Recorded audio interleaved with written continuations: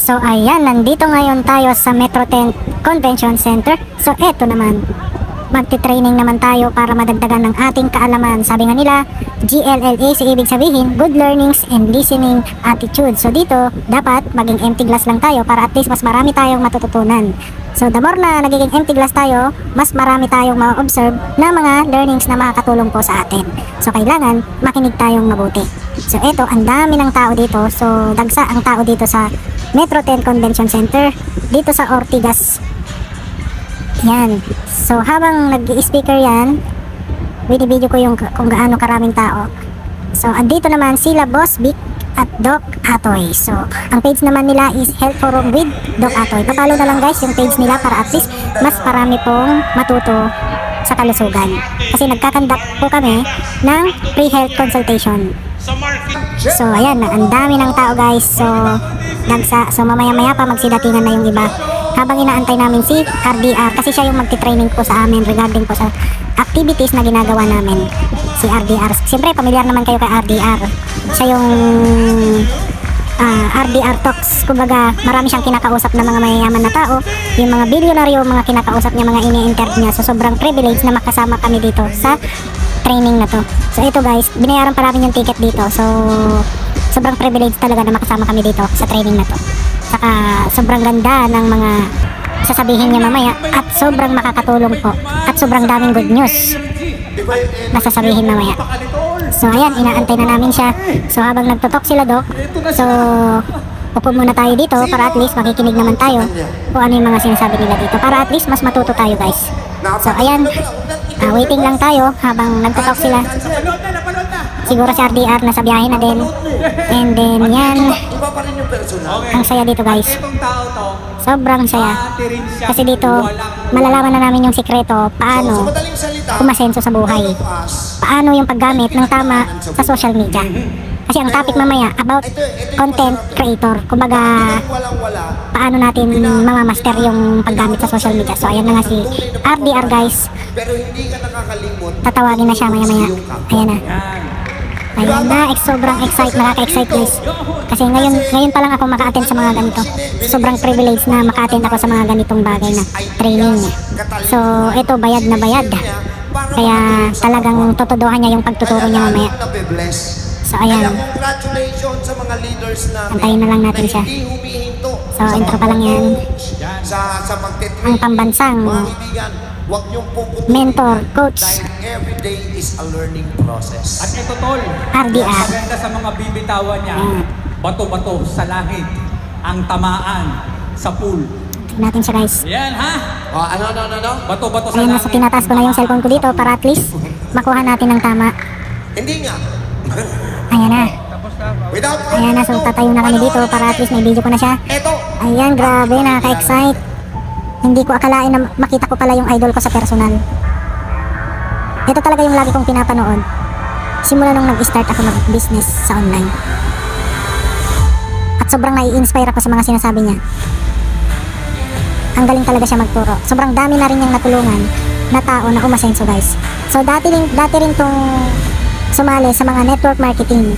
So actually guys, ang title ng ticket is Network Marketing Summit. So ituturo niya talaga kung paano yung tamang process at tamang paggamit sa social media para mas marami tayong magiging sales. So ayan, makinig lang tayo. Transformative purpose ay creating massive success one content at a time. Host of the popular business podcast that features the growth of local businesses, RDR Talks. Founder of one of the fastest booming business organization in the Philippines, Growth Circle International. Dedicated ako sa pagbuo ng isang vibrant business community kung saan lahat ay nagtutulungan at naghihilahan pataas. One of the most reputable personalities in business mentorship today. Let's all welcome ang pambansang business mentor ng Pinas, Boss RDR.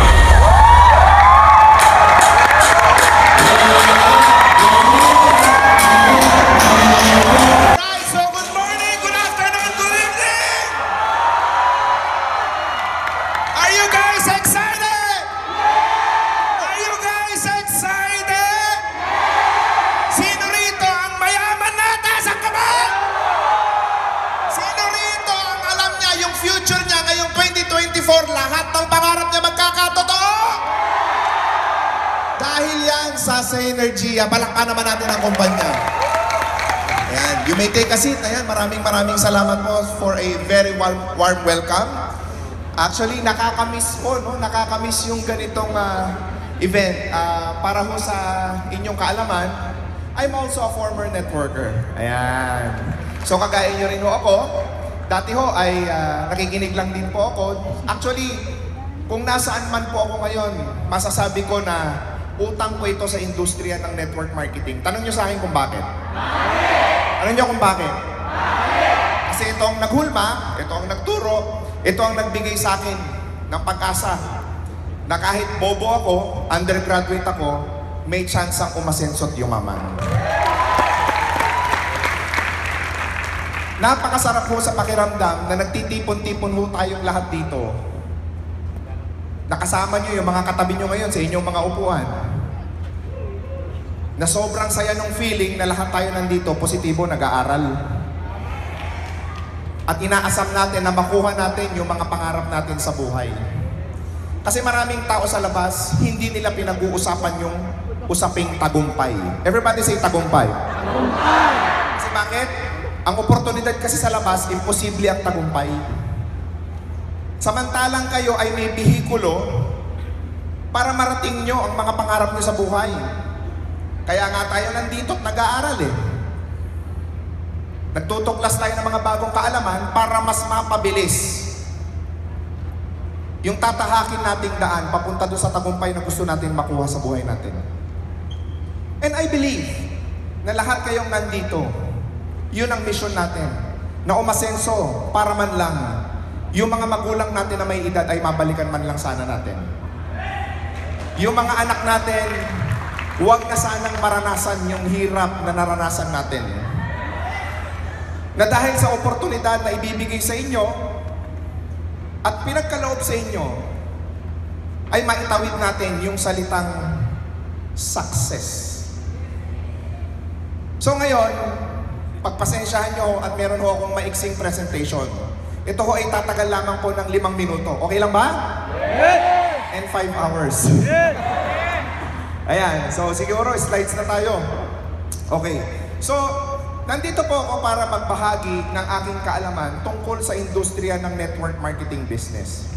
At ang gusto ko unang maunawaan po natin ngayon is, ayan, what is network marketing or networking? Ano nga ba ang ibig sabihin ng networking or network marketing? Kasi marami ho, ang tingin nila sa network marketing o networking is sideline, racket, part-time. Subukan nyo mag-imbita ng taong ignorante sa networking sa labas. Ano sasabihin sa inyo? Networking, scam yan! Tama mali? Yes. Ay hindi legit yan. Kalokohan yan. So yun ang impresyon at tingin ng maraming tao sa industriya ng network marketing. Pero ako, may sarili akong pakahulugan sa industriya ng network marketing. Ask me what? Ask me what? Marketing po ay ayaw mag-click. Yun. Next. Ayan. It is an opportunity that creates financially successful people in different industries. Uulitin ko po. Ang network marketing ay isang negosyo o industriya na nakapag-create ng napakaraming milyonaryo na negosyante. More than 40% ng in-interview ko po sa RDR Talks, mostly galing sa network marketing business. Yung mga milyonaryo, mga bilyonaryo, nag-networking. So you have to be proud doon sa industriya na kinabibilangan ninyo ngayon. Na kapag ka pinopromote mo yung produkto, pinopromote mo yung marketing plan, pinopromote mo yung kampanya ng kumpanya, dapat proud ka. Ask me why? Ask me why? Yung mga mayayaman na negosyante, nag-networking eh. So huwag ka madidemotivate o madidemoralize Kapag kami mga taong nagsabi sa'yo na pangit yung negosyo mo, na kapag kami mga taong nagsabi sa'yo na scammer ka, na kapag kami mga taong nag-down sa'yo, hindi ka dapat ma-down, hindi ka dapat ma-demotivate. Alam mo kung bakit? Alam mo kung bakit? Ituring mo na lang na sila yung hakbangin mo papunta dun sa tagumpay. Sanay ako magbenta. Sanay ako maging leader ng aking organization.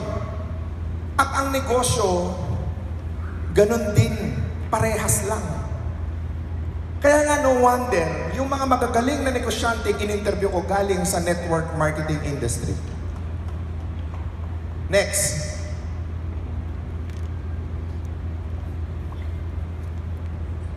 Why is that people finds networking as a scam and the likes? Bakit nga ba? Parang napaka-unfair naman ng mga gumagawa ng maayos. Napaka-unfair naman sa Synergia na nagbebenta ng napakagagandang produkto.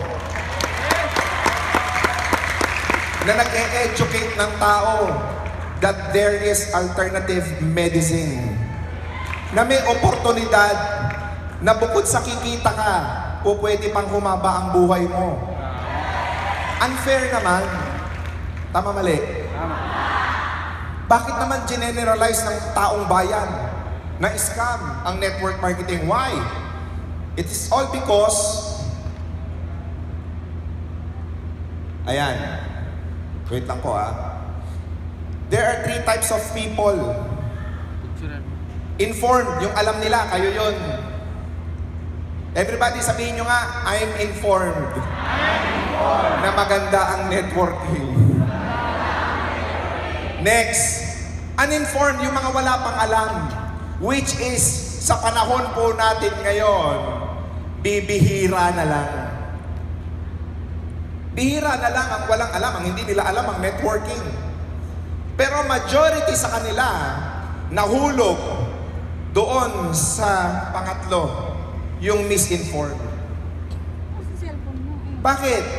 Maaaring nakasali yan, yung kaibigan niya, o yung kamag-anak niya, o yung mga magulang niya, o yung mga kapatid niya sa isang networking na hindi nakasentro sa produkto. Because network marketing is designed to what? For product movement.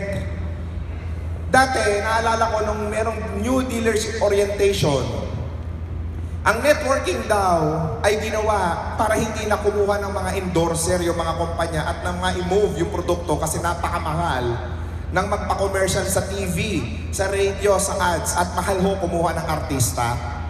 Kaya word of mouth advertising, nakaisip po sila ng paraan at yun po ang naging networking. Ngayon, ang naging problema, nagamit ho ang networking sa iba't ibang scheme. Everybody say scheme. Ano ibig sabihin ng scheme? Iba't ibang style. Iba't ibang modelo. Iba't ibang pamamaraan. Na nagamit ho ito ng mga mapanglamang na tao. Yung talagang mang-iisa. Yung talagang mang-i-scam, yun ho yun. So what happened? Ano nangyari? Misinformed ngayon. Siyempre yung tao na naloko, na na-scam, ano nangyari? Kwento sa kamag-anak, sa mga pinsan, sa lahat ng mga taong nakapalibot sa kanila. And then, what happened? Negative na ngayon. Yun ho yung kailangan ninyong maintindihan ngayon. Na hindi ko mo nag-invite ka, binentahan mo ng produkto, hindi sumali sa'yo, ano na lang implication natin? Pangit yung oportunidad na pinasok ko. Hindi. Maganda yung oportunidad. It's just that yung taong kinausap mo, hindi lang talaga siya para sa pag-asenso at pagyaman. Hindi ho mawawala ang empleyado. Hindi ho mawawala ang mangangamuhan. Kahit anong daldal natin sa social media na may magandang oportunidad, hindi nyo mapapasali lahat. Because not everybody in this world are made to become an entrepreneur. Hindi naman lahat eh. Swerte ka nga't nakaupo ka dyan ngayon eh. Kasi bakit? The fact na nakaupo ka dyan ngayon, meron kang bihikulo na papaandarin mo na lang. Diretso na doon papunta sa tagumpay. Marami nang nakagawa. Marami nang nakagawa. Epektibo, nag-work yung sistema. Kaya tanggalin mo yung duda sa sarili mo na baka hindi para sa akin ang networking. Na ang tagal-tagal ko na rito, hindi pa ako rumiresulta. Baka may kailangan ka lang gawin. Baka may effort lang na kulang sa'yo kung bakit hindi mo nararating yung resultang gusto mong makuha sa buhay mo.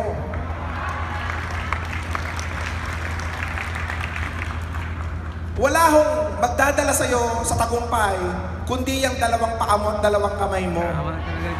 Na number one key para ma-convert yung mga taong misinformed is through what? Education. Everybody say education. Kasi yung iba, bakit nasasabihan kang scam? Puro ka kasi kotse, puro ka resulta, puro bragging, pakita ng cheque, pakita ng cash. Epektibo ho yan nung araw. Pero ngayon ho sa social media, hindi na ho epektibo yan. Bakit? Ang uso ho ngayon is yung magpakatotoo ka. Tama. Ang uso ho ngayon, ibenta mo yung produktong totoong nakakatulong. Tama. And that is the only way for you to achieve sustainable growth in your network marketing business. Next. Ayan. 3 common beliefs of unsuccessful networker. Hyping is the way to build network because people will only join if you have result. Paano yung mga new distributor? Kung ikaw upline ka, ang kultura mo sa organization mo ay puro kotse, puro resulta, puro pera, habang buhay kakapit sa'yo yung downline mo. Tama. Tama. Bakit? Tanong mo kung bakit? Eh, ang iisipin lang din niya, parehas sa'yo eh. Pag wala akong resulta, hindi ako makakapagpa-join. Pag hindi ako nagka-check, hindi ako makakapagpasali ng tao. So ano ngayon na naduduplicate mo sa mga tao mo? Same mindset, same culture, same principles. Paano rin-resulta yan? Paano managed yan? Everybody say self-managed. Kung puro hype, wag na ho nating tularan yung mga networking na puro hype kasi wala ho silang magandang produkto.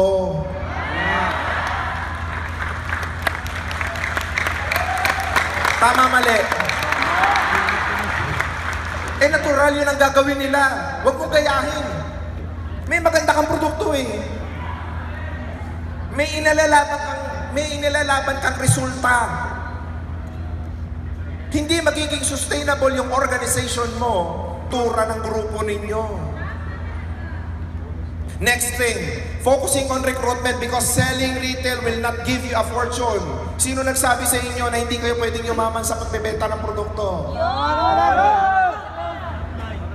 Pwede. Ask me why. Ask me why. In my circle, sa mga business owners po na nakapalibot po sa akin, they are making a fortune selling product online.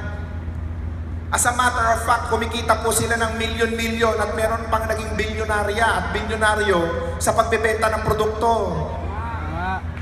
Kung paano mo lang ibebenta, yun lang yung susi.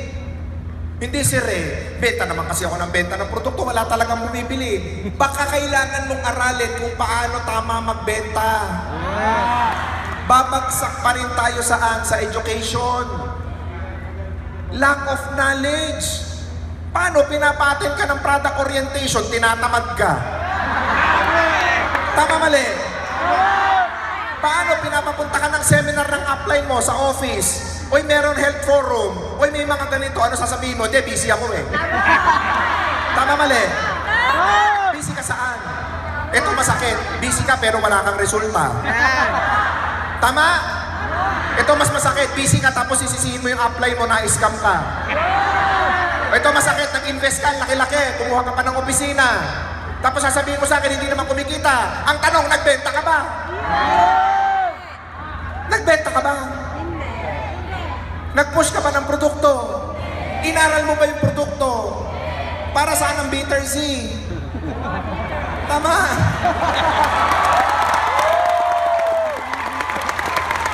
Hindi mo nga alam eh.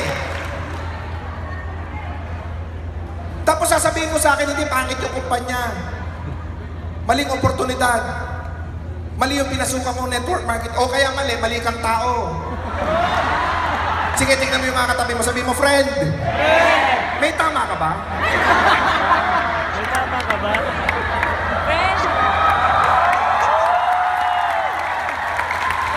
Kasi hirap sa marami. Alam mo bakit? Nasa networking ka na nga eh. Sinabi nung upline, walang victim mode. Walang victim mode. Pero siya numero 1 victim mode. Hindi kasi kaya ganun. Anday mo. Way back 2023, we netted close to 26 million.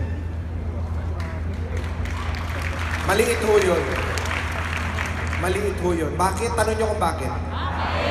Wala po akong binibentang tangible product na kagaya ng meron kayo ngayon. Yung libro lang. Sa mga TV guestings, brand deals. Bilang social media content creator, para na rin ho kasi kaming celebrity eh. Every time na inibitahan kami, talagang normal naman na may bayad kasi hindi po namin libre nakuha kung ano man ang meron kami ngayon. Business consultation. True enough, effective naman. Nakakatulong sa tao. Imagine niyo ho kung may produkto pa akong binibenta. Ano ang punto ko? Ang point ko is meron kang vehicle to make your dreams come true. Totoo ang pangarap nagkakatotoo. Tama. Totoo po, ang pangarap nagkakatotoo. Dati, nung nag-uumpisa akong gumawa ng content, lagi sa akin sinasabi ng mga negosyante, RDR eh, wala ka namang napatunayan eh, hindi ka nga successful eh. Wala ka namang maipapakita sa tao na nag-work yung tinuturo mo. Yun ang akala nila, pero dami ko na rin yung negosyo doon. Pero siyempre, pararaanin mo na lang. Para wala ng argumento. Tama mali? Yeah. Meron akong skincare clinic dati na 7 branches. Hindi ko naman sinasabi social media yun eh. Meron akong franchising na may 800 branch. Hindi mo naman kailangan sabihin yun eh. Hindi mo naman kailangan i-brag yung sarili mo. Basta ako, tuloy-tuloy lang. You know what happened? Gawa ako ng gawa, gawa ko ng gawa, gawa ko ng gawa. Fast forward, 2 years, 3 years after, actually 2 years pa lang po talaga kami mahigit. Ang nangyari sa akin is, hindi ko inakalang mangyayari sa buhay ko eh. Even yung mga bilyonaryo, imagine niyo yun. Kasama ko sa Forbes list, nagpapakonsulta sa atin ngayon. Sa negosyo nila, sa social media nila. Ito ang tinuro ko sa inyo, ito yung kinukonsulta nila for your information. Kasi hindi nila alam ng social media eh, how it works. Sinong mag-aakala na yung kagaya ko is lalapitan ng mga politiko para turuan sila kung ano man ang ginagawa namin ngayon? Sino mag-aakala na mga successful na negosyante gustong mag-engage, makipag-participate sa lahat ng ginagawa ko or activities ko? Eh, bobo nga ako. Wala naman akong alam. Networker lang ako. Yun ang future na nag-aantay sa inyo. Bilang content creator. Networker lang tayo. Yun ang akala nila. Pero hindi nila alam tayo ang pinakamagagaling sa mundong ito. Tama. Ano ba? And I'm really proud to being part of this network marketing industry. Sobrang proud ko po. Na ngayon, negosyante ka, marami kang tinutulungan ng tao, pero ang background mo, network marketing. Because if it's not sa industriya ng network marketing, wala akong RDR ngayon, walang boss RDR ngayon sa social media. May oportunidad ka ngayon para umasenso, guminhawa naman ang buhay mo. Galingan mo, pag-usayan mo, pagpursigihan mo, pagsumikapan mo. Because at the end of the day, buhay mo yan. Maraming salamat po. Alright. Once again, our guest speaker, Boss RDR! Ayan, grabe. Sobrang daming natutunan. Sobrang privilege na makapakinig ng ganitong live talaga. So, ayan, natapos na. So, magsisiuwian na tayo, guys. So, yan, dito kami nagano. So, bye-bye, guys.